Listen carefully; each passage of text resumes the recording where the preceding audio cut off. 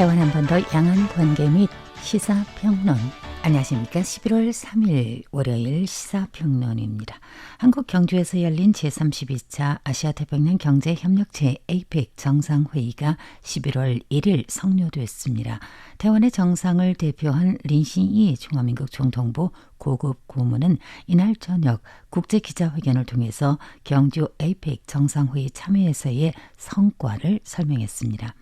台湾대표가 정상회의차 입장할 때 중화민국 국기가 한국 언론 화면에 뜨며 큰 반향을 얻었으며 각국 정상들이 단체 사진을 찍을 때 린싱이가 가장자리에 배치된 데에는 혹시 중국 측의 압력이 있었는지도 주목됐습니다. 이와 관련하여서 우리 외교부 국제기구 담당 국장은 평등하게 참여를 한다는 측면에서 지금까지 우리의 참여는 매우 순조로웠고 관련 대우 또한 기타 경제체와 원칙적으로 일치하며 평등하였다고 언론들 질문에 대답했습니다. 다만 내년의 APEC은 중국이 주최하게 되므로 우려되기는 하지만 중국 측도 서면으로 평등하게 참여하며 인신 안전을 보장해 준다는 보증을 해준 상태라서 내년 회의에서 중국 측이 약속을 확실히 이행해 주기를 바란다고 덧붙였습니다. 올해 APEC 회의는 인공지능 등 이슈에 초점이 맞추어졌습니다. 여기에 치맥 회동으로 한국인의 호감 대상으로 떠오른 젠슨 황 엔비디아 CEO는 기조연설과 더불어서 한국과의 여러 협력 계획을 발표하기도 하였습니다. 그렇다면 앞으로 이 분야에서台湾에 어떠한 영향을 끼칠 것인지 그리고 앞으로台湾과 한국 간의 협력 전망은 어떠할지도 관심사일 수밖에 없습니다. 11월 1일 저녁 기자회견에서 린싱이는台湾과 한국은 정보통신산업망에서 각자 핵심적인 역할을 맡고 있고 상호 보완적인 관계임이 확연하다고 강조했습니다. 그는台湾은 반도체 제조, 패키징 테스트, 클라우드, 인공지능 하드웨어 방면에서 고효율의 완벽한 생태계를 소유하고 있고 한국은 메모리 칩, 시스템 통합, 소비 단말 분야에서 글로벌 선도적 지위에 있는데 따라서台湾과 한국이 각자의 우세를 결합시키면 지역의 공급망 회복력에 절대적인 협력 기초를 제공해 줄 것이며 쌍방은 이러한 기초 아래서 더 많은 협력 기회를 모색하고 공동으로 글로벌 공급 사슬이 직면한 도전에 대응할 수 있다고 말했습니다. 행정원 정무위원 겸 국가과학기술위원회 위원장은 한국은 경쟁 대상이 아니라台湾의 협력 파트너라고 강조했습니다. 그는台湾과 한국은 글로벌 민주주의 공급 사슬에서 각자의 핵심 역할을 이행하고 있으며 자신은 엔비디아가 한국과 협력한다고 해서台湾에 부정적인 영향을 끼칠 것이란 우려를 하지 않는다고 말했습니다. 한국의 투자는 장차台湾의 고객이 될 수 있고 한국이 인공지능 공장을 건설하려면台湾의 TSMC가 제조한 반도체 칩과 한국이 제조한 메모리 칩을 구매해야 하는데 이는 쌍방에게 모두 좋은 일이며台湾과 한국은 협력 파트너일 것이라고 설명했습니다. APEC 주최국이 얼마나 성공적으로 행사를 치렀는지는 한국인 모두 목도하였으리라 믿습니다.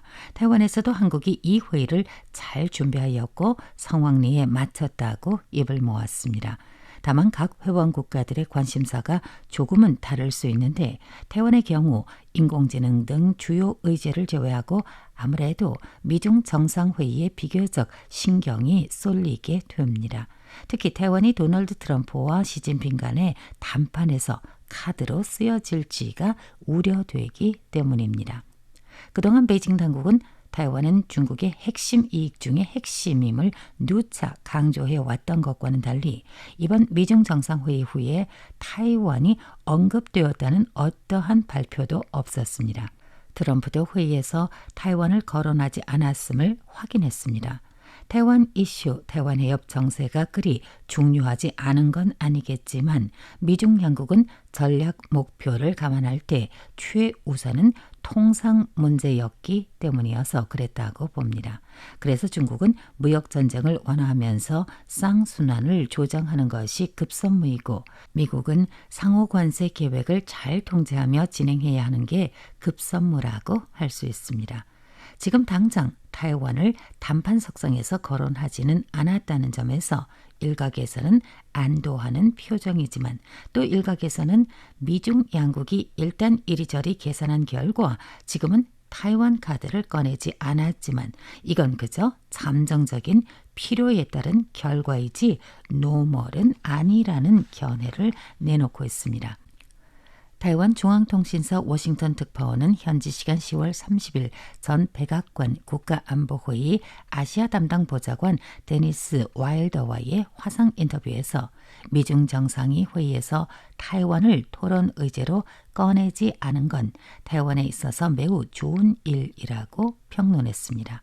또 미국의 주 홍콩 마카오 총영사, 국무부 경제상업사무국 수석 부보좌관 등을 역임했던 현 전략자문회사 아시아그룹 관리 파트너 커트 월터통은 중앙통신사와의 인터뷰에서 보통 미중 정상회의에서 중국 측은 타이완에 관한 미국의 입장을 거론하게 되지만 이번 회의는 쌍방의 토론 의제가 너무 많고 시간도 부족했다는 점을 들어 지금은 일단 미중이 무역과 과학기술 의제에 초점을 맞추면서 타이완을 놓고 외교적 실랑이를 벌일 필요가 없었을 것이라고 분석했습니다.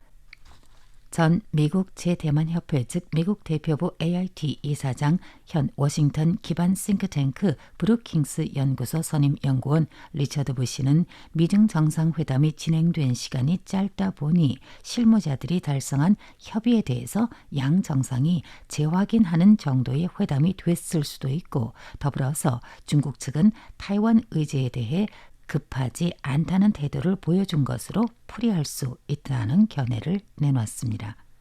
미국은 슈퍼 강국입니다.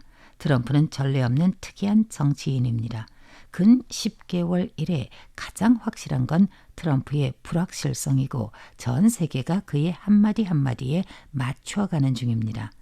트럼프식 거래 중심적 외교 스타일의 주역 도널드 트럼프, 그는 타이완을 단판의 카드로 내놓을까요? 이게 우리가 가장 우려하는 점이기도 합니다.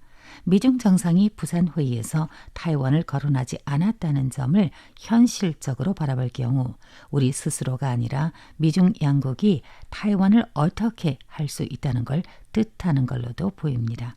비관적으로 말해서 타이완은 스스로 자국의 미래를 결정할 수 없다는 것은 아닐까요? 자주적이 아닌 다른 이들에 의해서 팔려나갈 가능성을 배제할 수 없다는 걱정이 들지 않을 수가 없습니다. 국제상에서의 처지와 중국의 각종 압박에 대면하고 있는 타이완은 미국을 믿을 수 있는지 트럼프를 믿을 수 있는지를 따져보는 것보다 실리적인 태도로 자국 이익을 헤아려 볼 필요가 있습니다. 따라서 우리가 양 대국 사이에서 균형을 이루려는 것보다 일단 무엇이 우리에게 가장 유리한가를 봐야 하는 것입니다. 예컨대 지정학적으로 국가 안보, 정치적 가치 또는 공급사슬 등 각 방면에서 타이완은 누구와 더 깊은 관계를 유지하고 있는지 확인해 봐야 한다는 것입니다. 물론 답은 미국입니다. 미국은 타이완의 이익과 깊이 연결되어 있다는 건 현실적으로 명확한 사실이기 때문입니다.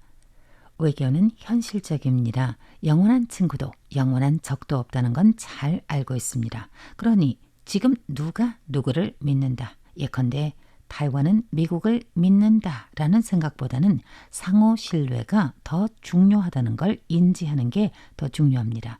그렇기에 타이완은 미국을 신뢰한다, 아니다 라는 찬반이나 옳고 그름을 따지기보다는 어떻게 하면은 미국으로 하여금 타이완을 신뢰하도록 만들고 더 나아가 타이완과 미국 간의 상호 신뢰 기반을 든든하게 만드는 게 더 중요하다는 것입니다. 민주주의와 안전 그리고 이익을 강화하며 타이완을 대체 불가한 주체로 만드는 게 급선무입니다. 국방 실력의 제고, 건전하며 착실하게 외교적 포석을 추진하며 내부적으로는 단결을 촉진해야만 순식간에 변화하고 있는 국제 정세 속에서 굳건하게 발걸음을 내디딜 수 있을 것이며, 더 나아가 국가의 강인한 회복력을 기반으로 지정학에서 그 누구도 홀대하거나 강구할 수 없는 역량으로 일어서야 할 것입니다. 11월 3일 대화 한반도 양안관계 및 시사평론, 오늘은 타이완 시각에서 본 에이펙 정상회의 그리고 미중 정상회의를 주제로 진행했습니다. 원고 작성 보도의 백조입니다. 감사합니다.